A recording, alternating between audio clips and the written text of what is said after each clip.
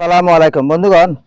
আমার পাশে যেটা দেখতেছেন এটা হলো পাহাড়, কিন্তু আমি পাহাড়ে যাওয়াটা আমার কাছে খুবই কষ্টকর হয়ে যাচ্ছে, কারণ এই পাহাড়ের মাধ্যমে কিনকুবরা সাপের দেখা মিলেছে। কিনকুবরা সাপ হইলো এটা খুবই ভয়ঙ্কর সাপ, সহজে তারা কিন্তু রাগান্বিত হয় না। এই যে পাশে দিয়ে যে একটা পাহাড় দেখা যাইতেছে সেটা হলো লাল পাহাড়, আর এই পাশে যেটা দেখতেছেন এটা হলো অজাগর পাহাড়। এখানে কিন্তু অজাগর সাপ আছে। তো এই পাহাড়ে যে অজাগর সাপ আছে তা না, কিন্তু অজাগর সাপ তার চতুর্দিকে তাদের প্রচলন আছে। সব পাহাড়ে যাবে, তারা পাহাড়ি এলাকায় সব পাহাড়ে যাবে।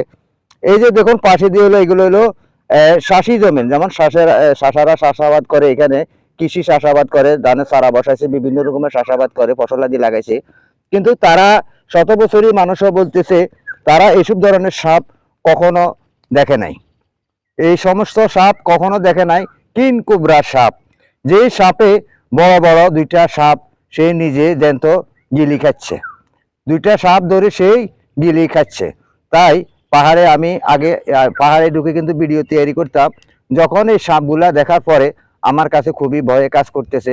তাই আমি ভ্রমণ প্রিয়সী মানুষের জন্য সতর্কবাণী, আপনারাও পাহাড়ে আসতে সব সময় আপনারা চোখ কান খোলা রেখে আপনারা পাহাড়ে ভ্রমণ করবেন, কারণ পাহাড়ের ভিতরে বিষধর বিষধর সাপ আছে।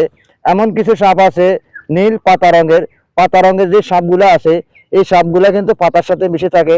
আপনার কিন্তু হাতের লাগালে থাকে, অনেক সময় দেখা যায় আপনার হাঁটার সময় আপনাকে এই সবল মারলে কিন্তু 10 সেকেন্ডে মানুষের প্রাণহানি হয়। 10 সেকেন্ডে মানুষের ফুসফুস ফেটে কিডনি ড্যামেজ করে তারা মানুষকে মৃত্যুবরণ করায়, কারণ এই সাপের বিষটা খুবই কঠিন।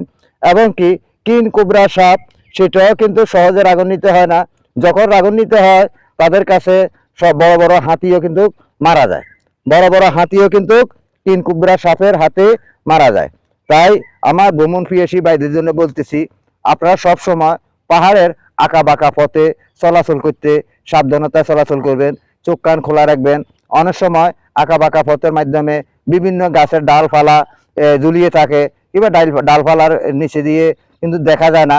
আপনারা সবসময় পথ দেখে চলাফেরা করবেন, এবং কি হাতে একটা ছড়ি কিংবা একটা গাছের ডাল ভেঙে রাখবেন, এটা দিয়ে সামনে দিয়ে ঝুঁক দিবেন, তারপরে আপনি ভিতরের দিকে প্রবেশ করবেন। কারণ আমি যখন এই সাপটা দেখি, এখানে অনেক মানুষ কিন্তু সাপের ভিডিওটা আমি করতে পারি নাই, কারণ গভীর জঙ্গলের ভিতরে এই কিনকুবরা সাপে আপনার বড় বড় দুইটা সাপ ধরে গিলি খেয়েছে। কারণ এই কিনকুবরা সাপ কিন্তু তারা বিষটা অনেক দূরে ছেড়ে, কিন্তু আপনাকে কামড় দিয়ে মারবে না। সেই যখন বিষটা ছেড়ে দেয় তখন বিষটা বড় বড় হাতি মানুষের গায়ে যদি পড়ে